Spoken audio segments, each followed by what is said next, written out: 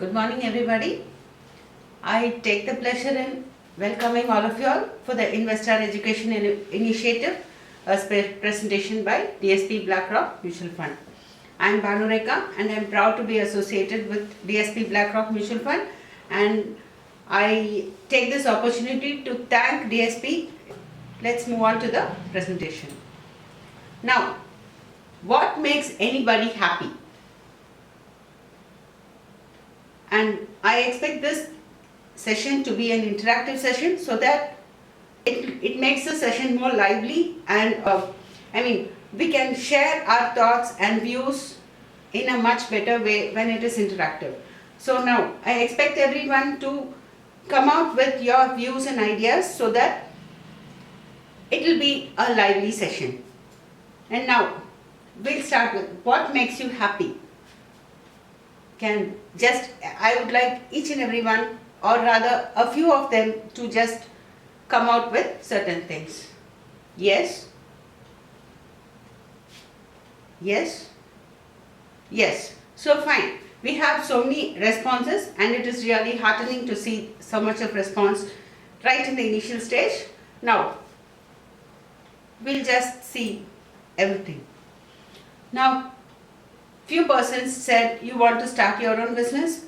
Few persons said I want to buy a second home, buy a new car, and we have to have a good retired life, and we have to get rich, wealth accumulation, and a world tour, vacation. So many things were told during the discussion. Now, how do you all go about all this? Does anybody have any idea? Is it enough that if we are just earning, whatever we earn, we just put it in a bank, in a savings, and all this will be done? Do you all have any idea how this can be done? In a very comforting manner, because that is more important. We should not spend our entire life just for earning.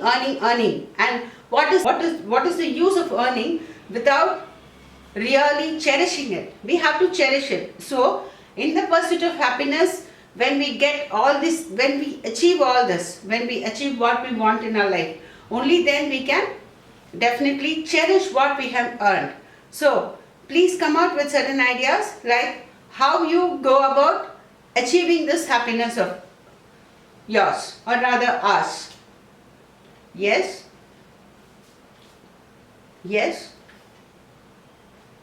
Okay, fine.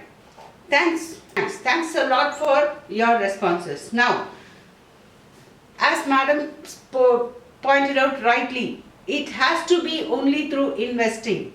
It has to be only and only through investing. How do we go about investing? Can you mention few avenues, or rather few asset classes where we go for investing?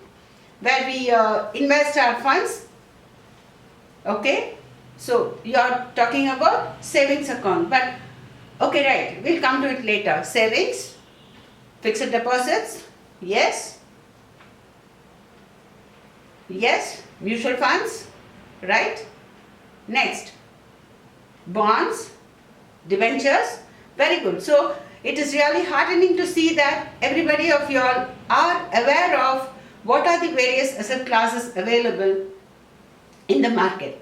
Now, we'll just go about seeing what are the different asset classes available. As you all have rightly pointed out, there is equity, there is a debt and fixed income component, there is a cash equivalent component, and there are alternative investments also. So now taking equity into consideration, like it is buying of stocks, holding the stocks. Every company, it has shares.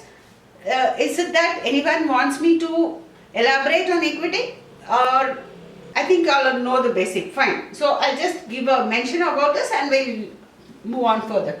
Now about equity, we have many companies which are for which the shares are issued, and there is a secondary market, there's a public market. You can buy the equity shares either in a IPO, like initial public offering, when the company is offering to the public for the first time, or once it is the IPO is over, the shares will be listed in a stock exchange, and we can have an online account, or we can go through we can go through a sub-broker, get an account open, and we can start start trading in shares.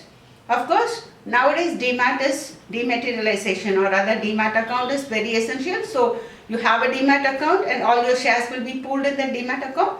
So that's a way. Either you can go for investing, short term, long term, so all the perspectives are there. Yes, we'll come to the point of how much an equity class, or rather how much an equity asset class delivers to us. We'll go to that later.